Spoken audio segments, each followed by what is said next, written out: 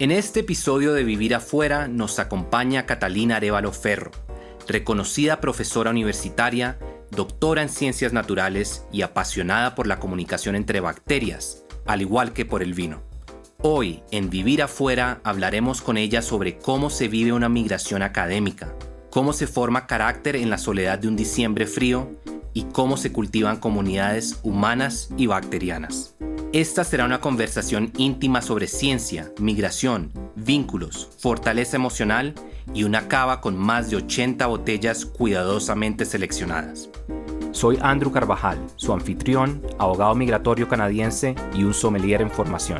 Bienvenidos a Vivir Afuera, el podcast donde exploramos las historias inspiradoras de migración y nos deleitamos con la pasión por el buen vino. Bueno, Catalina, un placer tenerte en el podcast. Nos hemos encontrado en el pasado, has venido a nuestras catas a ciegas. Conozco que te encantan los vinos, que coleccionas vinos y pues tú me dijiste, mira, yo también tengo una historia migratoria que contar. Entonces, muchas gracias por sacar el tiempo, por venir a nuestro estudio y hablemos de vino y de migración. Claro, muchísimas gracias, Andrew, por invitarme, de verdad. Bueno, como tú sabes, acá juntamos mis dos pasiones. Como abogado migratorio, me gusta la migración, me gusta hablar de migración, pero al mismo tiempo quiero que nos tomemos un vino mientras lo hacemos, entonces esa es mi otra pasión. Y como venía un amante del vino, entonces dije, bueno, quiero un vino que tenga una historia que contar, que sea uno como los vinos de las líneas de más alta gama del vino que escojamos. En este caso me voy a ir con un Beaujolais que se ha vuelto uno de mis favoritos recientes, la verdad. Y bueno, sí, vamos a probar Côte de Brouilly de Bonnet Coton de Beaujolais. Y si quieres te cuento un poco del vino. Me puedes contar también un poco de tu experiencia con Beaujolais. No sé si has probado este antes. ¿Has tenido una oportunidad? No, este no. Bueno. No. El Beaujolais sí, pero este no. Ok, genial. Y después haremos la cata y después hablamos de migración. Entonces, bueno, la cepa de estos vinos es el Gamay Noir, que se origina en Borgoña. Es genéticamente muy parecida al Pinot Noir en términos de que la piel es delgada. Normalmente produce vinos que son no tan oscuros, pueden ser ligeros en taninos, en boca. Estos crus son normalmente un poco más pesados, pero no sé si has probado el Beaujolais Nouveau, que es ese que empacan bien rápido, muy frutal y muy ligero, que sí, también es de esta uva. Casi que vendimia y me lo tomo. Sí, de hecho Bonnet Coton también tiene otro, sí, exactamente, que es así, vendimian y uno se lo toma sin filtrar. De hecho ellos hacen vinos orgánicos muy buenos, me parece que los manejan muy bien. Pero hoy pues dije, vámonos con algo un poquito más de estructura, con una historia que contar. Beaujolais pues era... Técnicamente creo que todavía es como parte de la Borgoña, pero al sur de la Borgoña, pero en algún momento decidieron como independizarlos en nombre. Tiene su propia denominación de origen y el Gamay Noir pues se volvió como la uva insignia de ellos. Tienen 10 crus. Uno de ellos es Côte de Brouilly, que es lo que vamos a probar hoy. Que se caracteriza por unos suelos únicos, granito y pizarra, y algo que se llama en francés con vert, que es pizarra azul verde, entonces que le aporta mucha mineralidad a estos vinos y una región que es muy específica de acá. Estos los crecen en praderas, que es muy común en Francia, así pues protegen de heladas y cosas de ese estilo en el monte Brouilly. Bueno, y entonces si quieres arranquemos con la vista de este Beaujolais, de este Côte de Brouilly, de este Gamay Noir. ¿Qué notas? ¿Y qué notas distinto de pronto de otros Beaujolais que hayas probado antes? Bueno, lo primero diferente es el color, ¿no? La intensidad sí. Es mayor que la de otros Beaujolais. Exacto, sí. Uno está acostumbrado a muchos que son muy transparentosos. Sí. Este, no, yo no puedo ver a través de... Exacto, yo es un color profundo. Sí, es profundo y tiene, pues bueno, tiene el color es color, digamos, de ¿qué podríamos? Una cereza clara, no sé. Sí, yo diría, está de pronto un rubí, no está violeta, pero es como entre un rubí granate con de pronto reflexiones un poco púrpuras sí, a los lados. En los extremos, sí. Y definitivamente tiene intensidad, que sí, es algo que a veces uno no espera de esta cepa. No, eso es lo primero que me llamó la atención. Sí. Si quieres pasemos a la nariz, que es deliciosa, a mí me encantan. ¿Qué notas hay? Y este es un vino de 2022, se me olvidó. Creo que tengo cereza ahí. Sí, algo que me gusta de estos vinos a veces, sí, es una explosión de frutas, me gusta cómo lo describes. Es de esos vinos que tiene una nariz pronunciada, uno va acercando la copa y lo siente. Y me gusta que hay una mezcla entre frutos rojos y negros. A veces lo primero que siento es como cereza, frambuesa, pero también de pronto un poco de cereza negra, Sí, mora. sí, cereza negra, cereza, digamos, roja y mora. Y le sientes de pronto también como unos tonos florales, Hay una, eso iba a como preguntar, no sé si es una lavanda de lavanda, pronto. eso, una lavanda Sí, como este, sí, sí. perfume. Y algo que me encanta de la complejidad de este Beaujolais es que también va más allá. No se para en lo floral y en lo frutal. Yo le siento también como carne ahumada, como especias. Hay También una, tiene. tiene un, como una, sí, como humo, Sí, como humo de asado, sí. como humo. Entonces un vino con bastante complejidad, por lo menos en la nariz. Pasemos pues Uy, a, sí, a la boca. Salud. muchas gracias. Qué lindo que escogiste este. Ah, bueno, me alegra. Bien.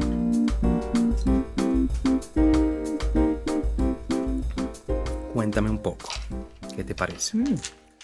La mora, sí, uy, impresionante. Ujú. Me Muy lleno de mora. frutal. Qué rico. Mora, de pronto también un poco de cereza, de Sí, frambuesa. frambuesa. Sí, los como frutos salvajes también. Es algo que me gusta de esto, de ser un vino como que tiene como tradiciones orgánicas y cosas así naturales, es que se le siente como los frutos salvajes en la nariz también un poco, pero sin notar que esté dañado ni nada de eso. No, Me parece que manejan muy bien esa parte, cómo lo sientes de acidez, de equilibrio, de todas esas cosas. bueno, la acidez me parece equilibrada. No Ujú. es ácido que te pida, digamos, una cantidad de comida, no. Pero sí tiene una Pero acidez, yo tiene una diría media acidez, alta, lo que pasa es que está muy bien balanceada, está ¿no? balanceada. Ujú. Y lo que estabas diciendo ahora de ese manejo pues orgánico, este sabor al final del Sí, fermento está, ajá. no sé si serán lías, tal vez, probablemente. Sí, puede ser, sí, sí, yo creo que como estos Mm, tienen mucho más contacto, bueno, con las pieles y con las lías y todo sí, eso puede ser que le agrega también, tiene unos taninos muy sedosos, ¿no? sí, Tiene una estructura muy sedosa que yo tiene que ver con el método de producción también, pero es interesante porque obviamente tiene mucho más taninos que un Beaujolais Nouveau, pero son balanceados y todavía entra en la categoría, en mi opinión, para una persona que de pronto no le gusten los tintos como tan fuertes, yo creo que este le podría sí, gustar. sí. Final, ¿qué sientes? ¿Cuánto persiste la sensación en la boca? Pues es un final, me da 5, o sea, 5 6, no Sí. es un final tan corto, digamos, para los Beaujolais de Ujú. otros, que es mucho más rápido que se van. No, este tiene Sí, sí, de acuerdo. su presencia allí. Yo creo que por ahí sí, unos 5 o 6 segundos, un medio más de final. Sí, Para mí es un vino muy bueno, es un vino con persistencia, con complejidad. En la nariz notamos mucha complejidad, un vino muy equilibrado. Y sí, me parece que la verdad que también muchas cosas distintas que uno le siente uy, una sí. complejidad bien Hay avanzada. una combinación allí que sale ahorita, es que, bueno, está fruta y la Ujú. fruta cocinada, la fruta Sí, compotada, las ese es un dos, buen es punto. impresionante, muy Sobre todo bonito. en la boca creo que se le nota un poquito de fruta cocida, es correcto. Qué bien, muy rico. Y bueno, a ti que te encanta combinar el vino con la comida, ¿con qué te irías acá? Uy, qué pregunta eso yo creo que es de lo más difícil de esto del vino, del mundo del vino. Yo me comería, un camembert asado Sí, con frutitas, sí, con un jarabe de brie, un frutas camembert encima, me parece delicioso pero con esto. el asado Ujú, cocinadito con las ujú. frutas, eso me parece, me lo imaginé. Sí, me parece que es versátil. Como un Pinot Noir, me parece que podría ir muy bien con pavo, con pollo, con cerdo, pero también de pronto con carnes un poquito más grasosas. Sí, De pronto no, yo podría ir con una carne asada, pero de pronto no tanto como un vino con un poquito con más de más de cuerpo y cuerpo. taninos, pero me parece que es bastante versátil en eso.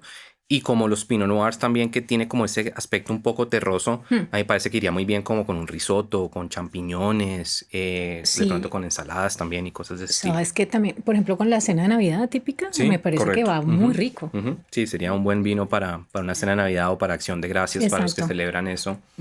De hecho, buena idea para, si hago una lista de vinos de Acción de Gracia, Sí. este Beaujolais sería muy bueno. Comida asiática también me parece que podría ir bien, algo Sí, demasiado no tan fuerte, pero sí, es un vino versátil. Y bueno, espero que te haya me gustado y encantó, me encantó. sigue tomando a medida que hablemos. No te Vamos a, vengo animando. Hay varias similitudes entre ser un excelente profesional migratorio y la preparación del vino. La cosecha de un buen vino toma años de planeación. Uno no migra de un día para otro. es una decisión importante que tiene un impacto drástico en la vida de una persona y de su familia. La clave está en los detalles, la experiencia y la calidad del proceso. De esto se trata este podcast, de brindar información valiosa sobre la migración, presentar consejos y puntos de vista variados y honestos de gente con distintas experiencias. Y al mismo tiempo, divertirnos un poco, tomarnos una copa de vino juntos, aprender cosas nuevas sobre la migración, el mundo del vino y el reto que es migrar por fuera del país. Bienvenidos a nuestro podcast Vivir Afuera. Bueno, entonces ahora sí entremos en el tema de migración. Bogotá, eres originalmente De Cali. Bogotá. De Cali, De Cali. ok. Yo soy de Cali, pero pues muy chiquitica. Ok. Vine a Bogotá. Viniste a Bogotá, ¿hiciste estudios en Bogotá? ¿Tu Sí, pregrado acá? mi colegio y el Ok, pregrado. Ujú. listo. Y después viajas a Alemania. Entonces cuéntame un poco cómo comenzó, sí, tu historia migratoria. Bueno, mi motivación era seguir la carrera académica y hacer un posgrado, ¿sí? Ok. Empecé con la maestría, haciendo una parte de la maestría en Alemania y luego el doctorado. Pero el impulso de ir era hacer esa profundización académica para siempre volver y poder dedicarme a la carrera, digamos, en la universidad. ¿Y tú qué habías hecho de pregrado? Yo soy química farmacéutica, Ok. ¿Y tu maestría era en qué? microbiología, Ok. ¿Y el doctorado eventualmente también en en microbiología? microbiología. ¿Por qué Alemania? Bueno, hay algo de mi infancia que es muy gracioso y es que siempre me llamó la atención el alemán. Mi papá pues era profesor de idiomas y cosas. Siempre me llamó la atención el alemán y el Bayern Múnich. Ok. El equipo de fútbol me encantaba. Entonces como que seguía muchas historias de Alemania, pero jamás me imaginé que iba a ser allá. De hecho, pues mi colegio, yo aprendí francés Ok. y siempre pensé que iba a ir a Bélgica, Suiza, Francia, pero nunca me imaginé Alemania. Pero haciendo la maestría, el intercambio que tuve durante la maestría fue en Alemania y ahí conocí al grupo de investigación que trabajaba en lo que a mí me encanta, que es la comunicación entre bacterias. Los conocí ahí y empecé a ir a sus seminarios y dije, yo me tengo que venir acá a hacer el doctorado. Y hablando de comunicación, ¿tu maestría y doctorado eran en inglés, eran en alemán? ¿Cómo? La maestría era en español, yo hice la maestría aquí, ok. aquí en la Ok. Universidad Nacional, sino que la pasantía de la ok. maestría la hice en alemán. Ok. Y el doctorado fue en inglés. Ok. Y bueno, sí, ahí aprendí alemán en las calles de Múnich. ¿Y cuál fue el mayor reto que encontraste al llegar como un migrante a Alemania? O bueno, tú personalmente, ¿cuál fue el mayor reto que Uy, enfrentaste? el idioma Ok. el idioma era, uy, no poderme, y además que como hablo hasta por los codos, era muy difícil. Pues porque en inglés, claro, tú hablas inglés, pero no compartes culturalmente tanto Ok. con los otros compañeros de la universidad. Ujú. Eso fue duro.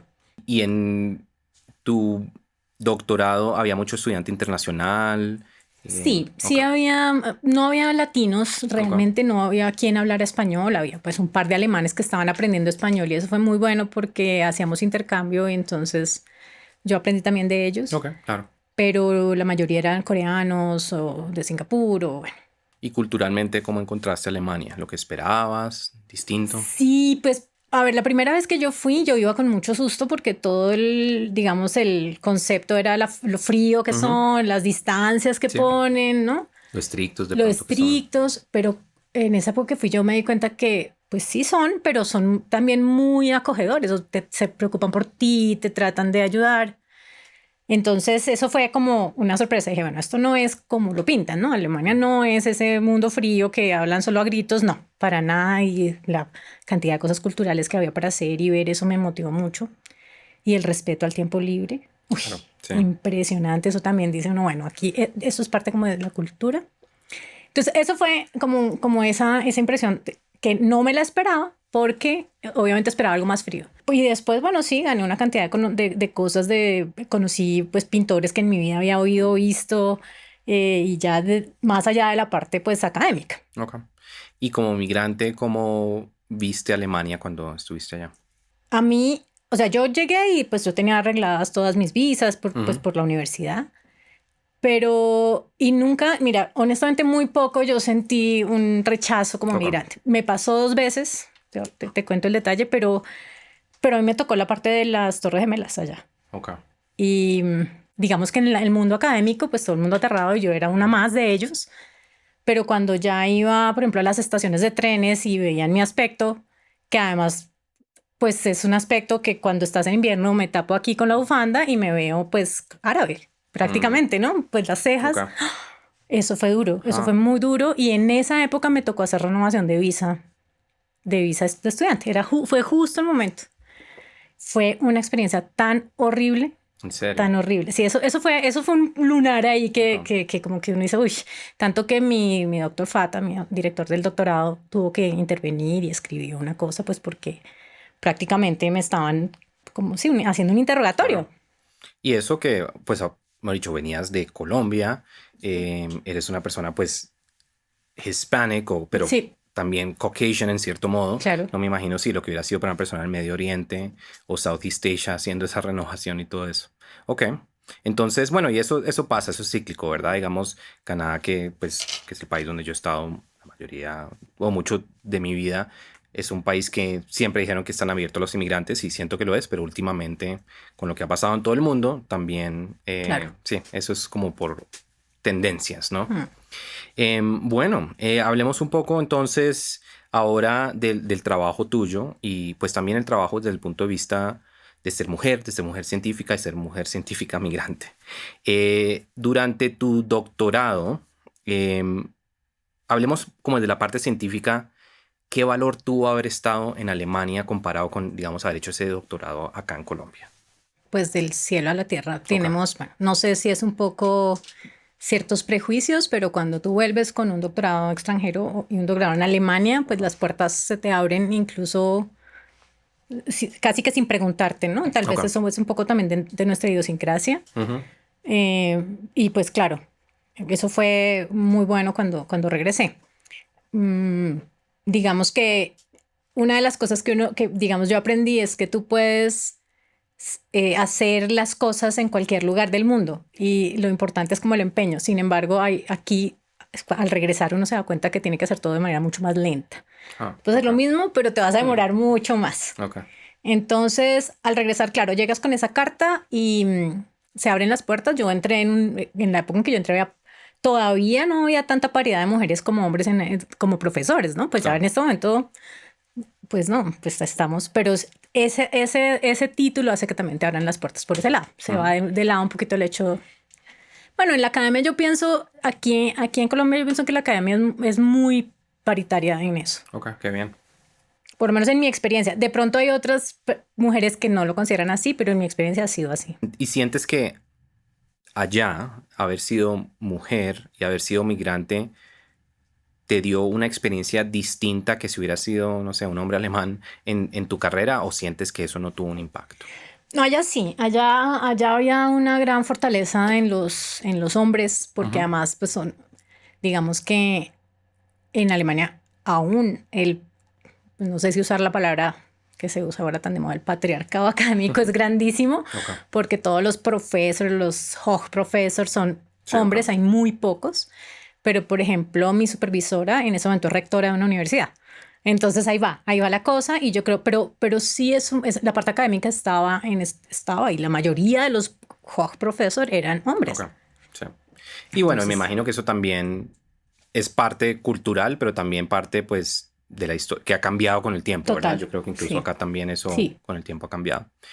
Hablemos primero, ¿cómo fue hacer amigos en Alemania?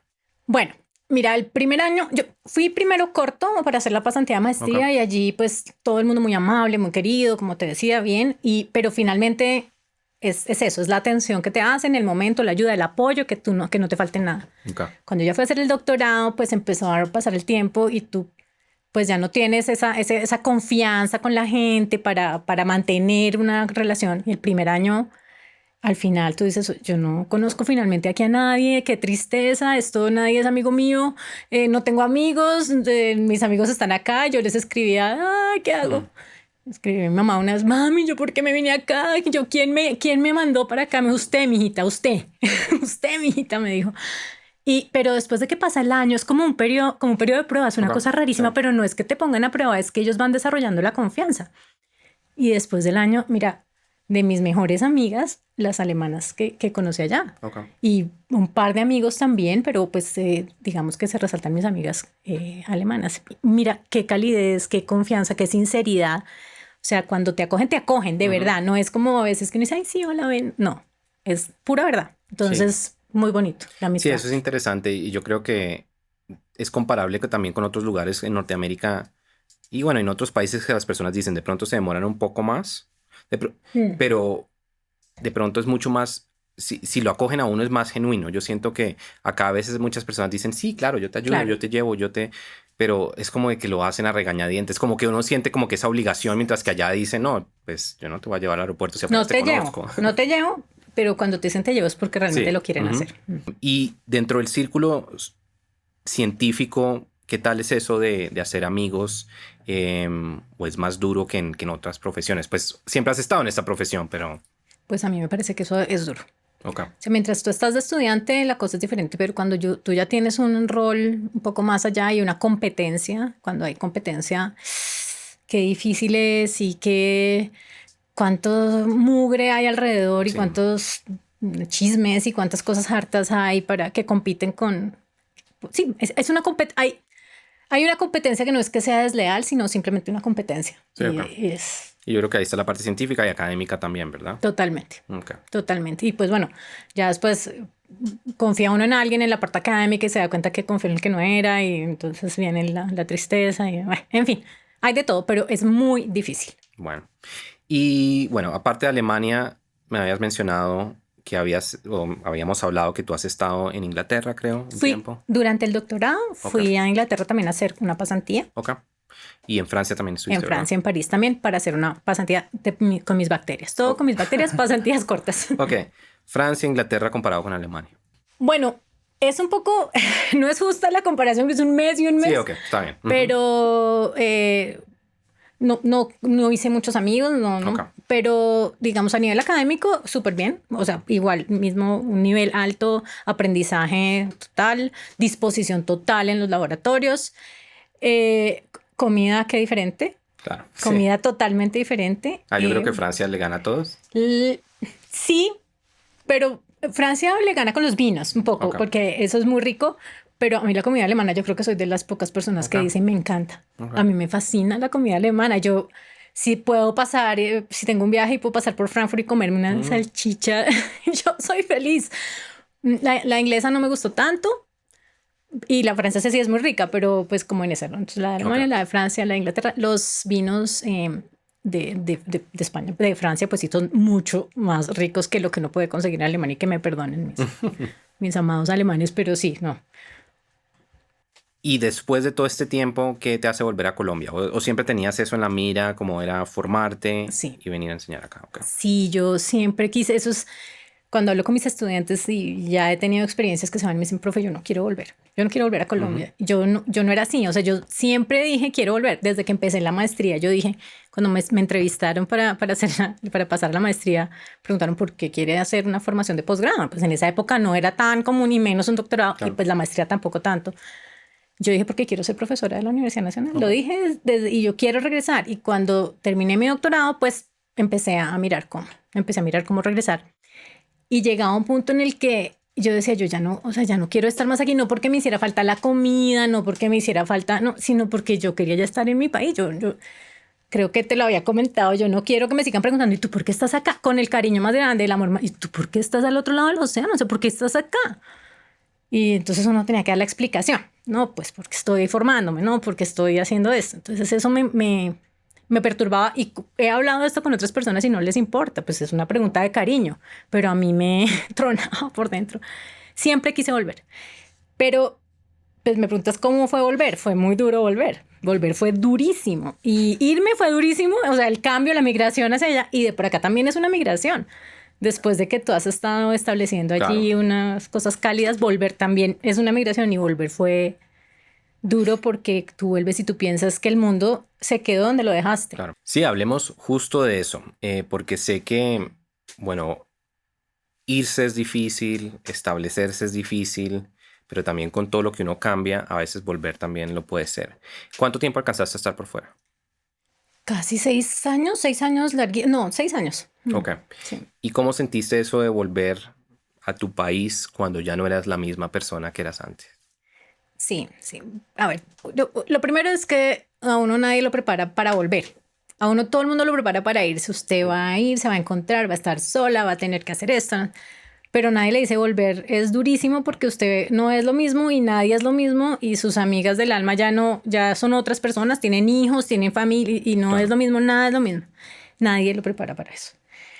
Uno llega y es un choque fuerte porque además es lo que tú se supone que conoces, lo tuyo, lo propio, y ya ni es tuyo, ni lo conoces, ni es lo propio. Entonces esto es realmente un aprendizaje otra vez, es volver a migrar, o es volver a establecerse, volver a conocer, aprender otra vez. ¿Y qué sientes que redescubriste de Colombia al volver? Bueno, hay algo que a mí, yo siempre digo y es, uno piensa que no tiene las suficientes cosas acá para hacer lo que uno quiere hacer. Y cuando uno vuelve después de la experiencia, o por lo menos yo cuando volví, me di cuenta que aquí sí tenemos eso y tenemos una formación académica muy buena y tenemos unas herramientas muy buenas, Claro. realmente. Y pues tal vez cuando nos miden de los colegios y todos estos resultados académicos que quedamos por allá de últimas en las PISAs y todo, yo digo, bueno, pero ¿qué es lo que está pasando? Porque cuando yo veo la universidad es muy valiosa.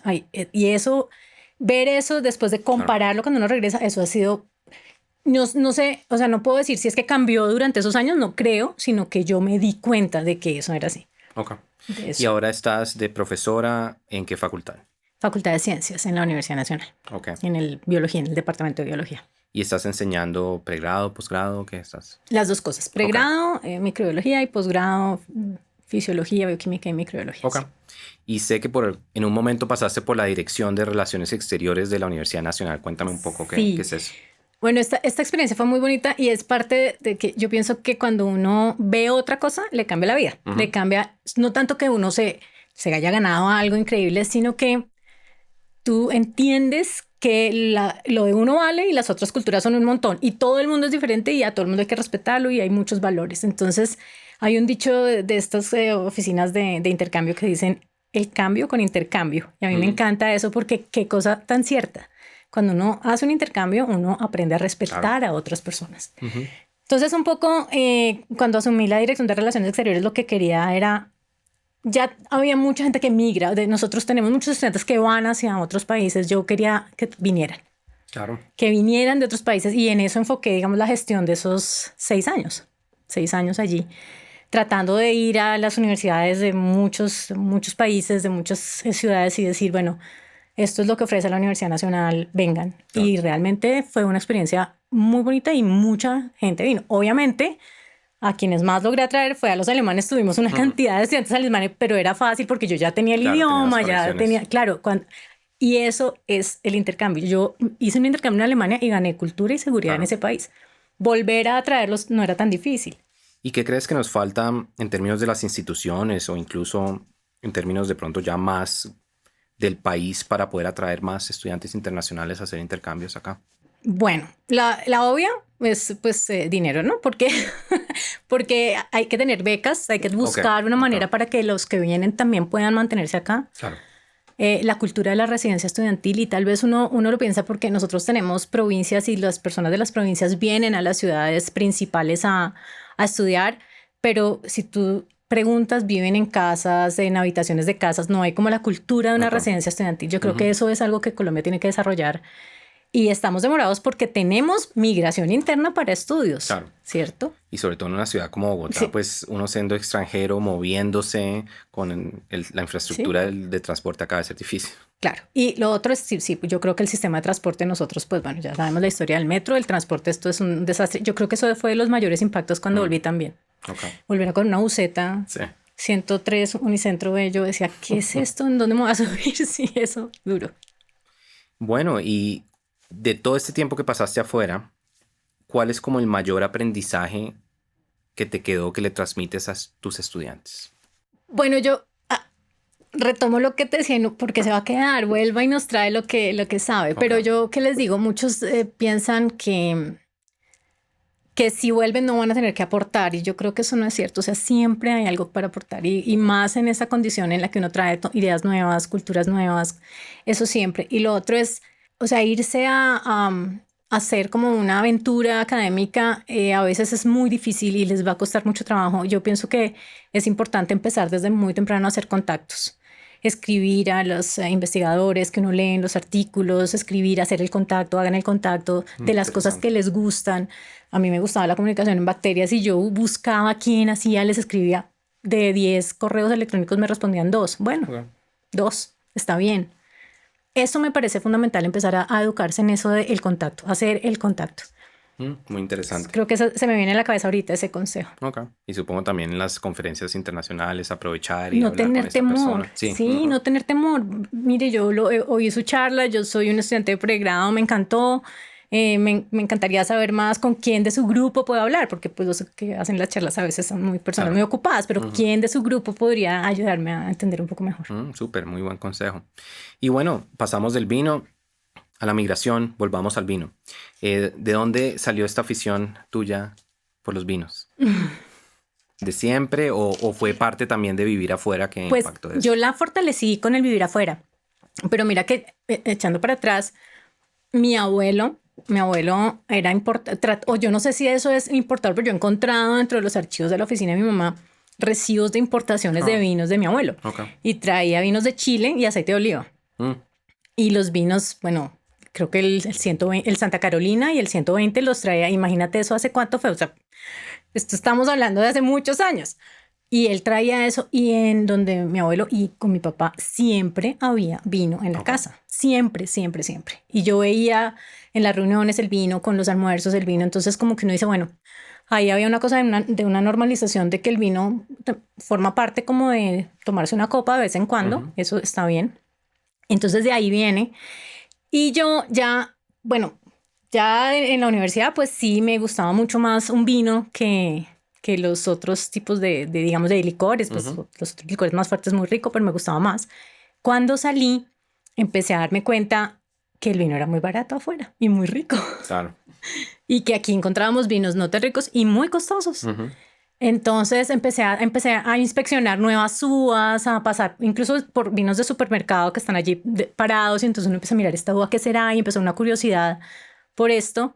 Y me metí a mi primer club del vino. Súper. Ahí, En Alemania. en Alemania, en Múnich. Y trabajaba como que esto me empezó a gustar. Y entonces en las monitorías y eso que hacen uno trabajos como nocturnos y eso, iba a las vinotecas a ayudar a vender vino o a las ferias del vino para ayudar. Y ahí, de esas ferias del vino, yo pude probar unos vinos absolutamente deliciosos que empezaron a abrirme como las papilas, pienso yo. Y entonces me metí a un curso de enología allá. Ah, qué De chévere. enología de las electivas del doctorado. Wow. Entonces en el doctorado había la posibilidad de hacer electivas de Claro, eso. sí, había unas selectivas maravillosas, había cervecería, bueno, enología, había. Entonces yo me metí a una de esas y me hice como me hice como 3 niveles de selectiva, muy chévere. ¿Y lo veían desde el punto de vista como científico? No, ¿O era más como de aprender de vino y conceptos del vino? Era pura electiva cultural, o sea, es lo que uno llama así como la parte pura elegible. Que de hecho mis profesores decían, no la tome, no se van a tomar química de bacterias, no. Tome cosas que sean. Entonces yo me metí en todas las del vino. Bueno, entonces ahí aprendí muchas cosas chéveres. Era un profesor español. Era muy curioso porque él hablaba en alemán. Y era una cosa rarísima. Pero ahí aprendí mucho y ahí empecé también. Entonces ya más uvas, más cosas, a coleccionar más tipos de uvas diferentes. Súper. Cuando volví, claro, empezar a buscar. Y cuando yo volví, coincidió con que Colombia se empezó como a abrir a esto de los vinos. Empezaron a llegar más vinos y más vinos. Ahora tenemos una oferta increíble. Sí, comparado con lo que era 5 años, 10 años, 15 años. Sí, no. Y pues ahí yo creo que eso se gestó así. Y ahora pues yo viajo y yo no traigo o sea, mi maleta viene llena de vinos empacados en vinil PEL. Eso no hay nada que hacer. Sí, nosotros estuvimos hace poco en Chile y traímos como 13 vinos de un viaje de 4 días. Sí, no hay nada que hacer. Y bueno, entonces supongo que el vino hoy también se conecta con tu vida, como puede ser también la parte pues científica, ¿verdad? Sí, ya ahora pues de hecho ya hice una formación como en enología también y unos diplomados, ya como una cosa más profunda para entender más porque, o sea, digamos que la incógnita esa, me gusta la química, me gusta todo el proceso de fermentación del vino, que es lo que está produciendo esto. ¿Y estos sabores de dónde vienen? Entonces, ¿cómo es que esto se forma? Y me he ido por ahí, bioquímica del vino, química del vino, y estoy metida en eso. Y es claro, lo combino como con el conocimiento de la química y la microbiología. Y si hay una botella o un vino que represente tu historia migratoria o que tú te acuerdes, este vino marcó una etapa de mi vida, ¿hay alguno en específico? Sí, y te puedo decir el nombre. Dale. Es el Trasnocho de Ramírez Ganuza. Ok. No, eso fue para mí porque muy ¿Y por qué? bonito. En una de esas ferias de vino, uno cuando es estudiante, uno cuenta las moneditas, ¿no? Ajá. Monedita, monedita, Claro, monedita. claro. Entonces, pues yo podía entrar porque estaba trabajando, pero por supuesto me tocaba. Yo tenía que recoger los vasos sucios, las copas sucias, llevar a la cocina, cargar esos carros. Entonces, pero igual uno tenía la posibilidad de probar. O sea, en los momentos había descansos y en los descansos uno podía ir y probar. Entonces yo me iba ahí y probaba y probé ese vino y yo dije que está delicia de vino. Y el muchacho que estaba atendiendo el stand de Ramírez Ganuza, yo lo probé el vino y yo creo que yo hice una cara y me dijo, vuelva después. Y yo dije, bueno, listo. Yo terminé mi turno y volví y sacó una botella y dijo, tomémonos esta botella. Y le dije, Ay, listo, súper. qué delicia. Nos la tomamos en una escalera por allá detrás de donde están todos los carritos en unos vasos de vidrio. Sí, vaso de vidrio, sí, pero allá. Y ese vino, y yo, esa botella la traje. Yo Te la iba a tengo preguntar si vacía la y tenías. desocupada. Ah, ok. Sí, la tengo, esa. Después me lo encontré ya en otros viajes, ya me lo encontré y volví a comprarlo, pero pues es una botella que como estudiante no hubiera podido pagar. Claro. Jamás. Y has ido creando tu cava poco a poco acá en Sí, Bogotá. sí, yo me he puesto a coleccionarlos y a mirar un Súper. poco. La tengo muy bien catalogada, los que debo tomar este año, pues tratando de hacer Claro. cálculos, Sí, porque eso eso es es muy cierto. difícil, ¿no? Saber si la guagua va a tener, digamos, una buena guarda o no en botella. Entonces hago mis cálculos, digo, bueno, esto es sobre el 2024, esto es del 2025, 2026 y trato de ir en orden. Creo que de todos los que he traído, el único que se me pasó fue un vino chino. Ah, ok. Un vino chino no aguantó. Yo dije, esto puede ser 5 años y no aguantó los 5 años. Ok. Se deterioró. Y ese sí, bueno, Bonet Cotón es algo que puedes agregar y lo puedes conseguir acá en Colombia. eso está interesante. Bueno, y para terminar de pronto, ¿qué consejo le darías a una joven científica o una persona que esté en la ciencia y esté pensando, bueno, yo quiero como agregarle a mi formación viajar o migrar por un momento? Bueno, lo que te mencionaba, hacer el contacto antes académico para no tener como la vicisitud de a qué voy a llegar allá. Ok. Yo que voy a llegar allá, pues yo puedo llegar a hacer cualquier cosa o voy a tener ya una formación en mi carrera para dirigirme ahí. Entonces hay que hacer el contacto es muy, muy importante. El idioma ayuda mucho, Ok. o sea, empezar a aprender el idioma porque ayuda. Así, yo creo que así no sea el idioma, uno dice, no, es que yo me voy a ir a Inglaterra, entonces aprendo inglés. Y resulta que en la vida lo llama uno a Francia. No importa.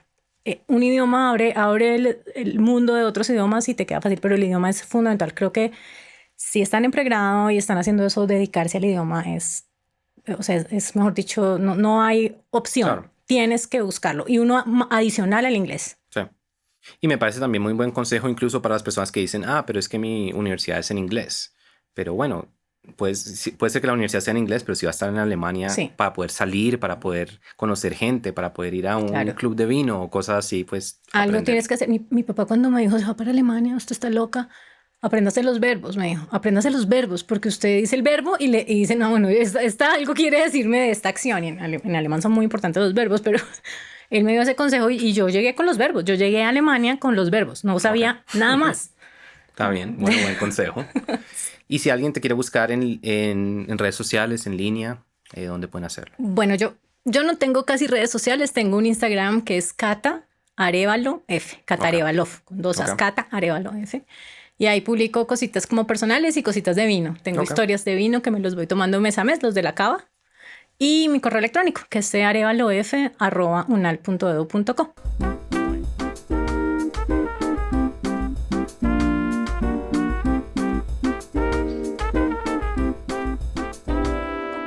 Bueno, la ciencia como el vino necesita pasión, observación, paciencia, tiempo.